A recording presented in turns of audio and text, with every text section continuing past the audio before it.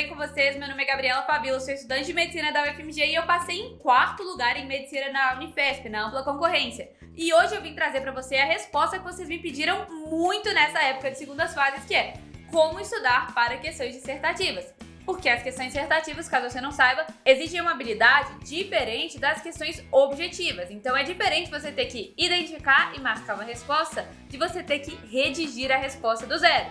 Então vamos ver quais habilidades você precisa e como treinar cada uma dessas habilidades para você obter resultados incríveis no vestibular. A primeira coisa é você olhar os critérios de correção da banca que você vai fazer. Por exemplo, se você vai fazer uma prova dissertativa da banca VUNESP, como as provas da Unesp, ou da Unifesp, ou da FAMEMA, ou da FAMERP, você vai ter uma banca que vai corrigir sua resposta a partir de palavras-chave. Se na sua resposta aparecerem apenas as palavras-chave que estavam descritas no manual de correção dos corretores, você já vai ganhar seu total. Agora, se você está pensando, por exemplo, numa segunda fase da FUVEST, que é a banca do vestibular da USP, você não vai ter uma correção por palavras-chave diretamente. Eles vão avaliar o conjunto da obra do seu texto, então você vai precisar, sim, muitas vezes de respostas mais bem redigidas. E agora a gente vai para a segunda coisa muito importante que você tem que fazer, que é treinar a habilidade pedida pela banca. Ou seja, você tem que pegar as provas antigas e fazer. E bater as suas respostas com as correções de cursinho e, caso a banca libere esse material, com as respostas esperadas pela banca.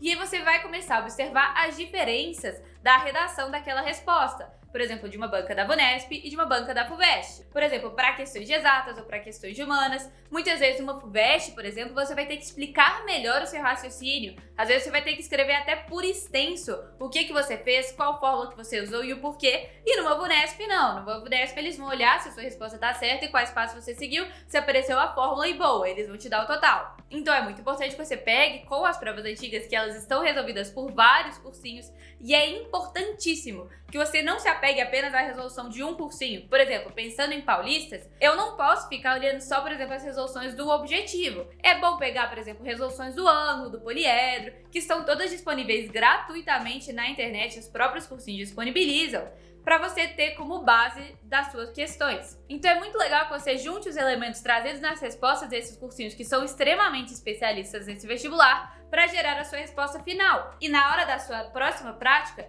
tentar chegar o mais perto possível desse resultado. A próxima coisa é para vestibulares que exigem obras literárias. Ano passado eu fiz a segunda fase da FUVEST e eu tirei um 38 em 50 em português, que é um notaço. Para você ter uma ideia, a galera que geralmente passa na USP Pinheiros tira 35. E cara, a coisa que fez muita diferença nessa minha nota foi minhas respostas de obra literária. E aí, o que é legal você fazer? Você procurar questões dissertativas que já tenham aparecido em outros vestibulares de outras bancas para você responder, para ver se você realmente sabe elaborar uma resposta daquelas obras literárias. E é muito legal também que você veja cursos de análise das obras literárias. Podem ser gratuitos no YouTube ou podem ser pagos. Eu, por exemplo, estudei com o professor Henrique Landim, tanto para a FUVEST, tanto para a Unicamp, quanto para a UFO. E cara, para mim, de análise de obra, ele é um dos melhores, eu super recomendo o curso dele. Então é muito legal que você não só leia a obra, você também pegue essa análise e você treine as respostas. Então, não só lê a obra, não só lê a análise e também nem só treinar. Faça os 3 em conjunto, porque geralmente questões de obras literárias são um pouquinho mais puxadas do vestibular, realmente. Um detalhe importante é que muitas vezes, para uma primeira fase, só as análises das obras literárias realmente funcionam. Agora, muitas vezes, muitas segundas fases cobram um enredo da obra ou cobram um trecho contextualizado e você vai precisar da contextualização para saber a resposta. Então não arrisque ir para a segunda fase sem ter ouvido pelo menos o audiobook da obra. Eu sei que a nossa vida de vestibulando é muito corrida, então realmente muitas vezes não dá tempo de você pegar, sentar e ler o livro. Mas às vezes ouvir o audiobook é super viável. Tem geralmente os audiobooks de obras de vestibulares disponíveis de forma gratuita aqui no YouTube. E eu, por exemplo, ouvia enquanto eu estava na academia. Eu acelerava o vídeo e ouvia só para eu saber mais ou menos as cenas que aconteciam, para eu ter uma ideia de referência na hora de responder no vestibular, caso me cobrassem alguma coisa contextualizada. Então eu recomendo que vocês façam o mesmo também. Outra coisa que vai te ajudar muito para a prova dissertativa de matérias que não são, por exemplo, português, é o Anki. Por quê? O Anki ou flashcards em geral, pode ser flashcards físicos, por exemplo, ou outros aplicativos, eles usam a mesma habilidade que as questões abertas usam, que é a habilidade de recuperar na sua memória o conteúdo, ou seja, recuperação de nomes, lembrar realmente os nomes, que é diferente da habilidade usada para fazer prova objetiva, que é a habilidade de identificação. Então, o nome tá lá, você só tem que saber se ele está certo ou se ele está errado.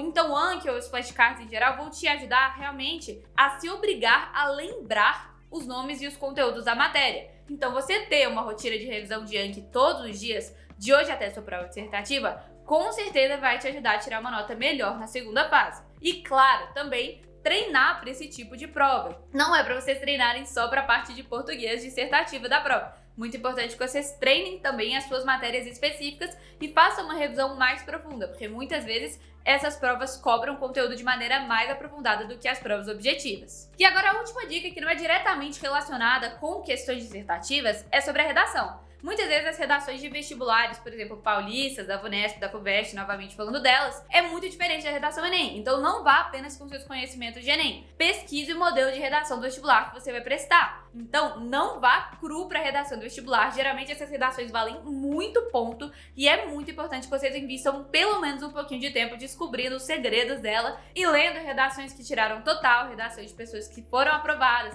por exemplo, em cartilhas, essas redações geralmente são disponibilizadas para você realmente chegar um pouco mais treinado nessa redação mais específica para a prova, que isso realmente vai fazer muita diferença na sua nota, eu te garanto. Então é isso, meu povo. Se você gostou desse vídeo, já deixa seu like, deixa seu comentário, se inscreve no canal para você não perder os demais vídeos desse canal, que eu quero te levar de mãos dadas para a faculdade que você quer estudar. Quero ser sua melhor amiga nesse processo. E é isso. Um beijo e até o próximo vídeo.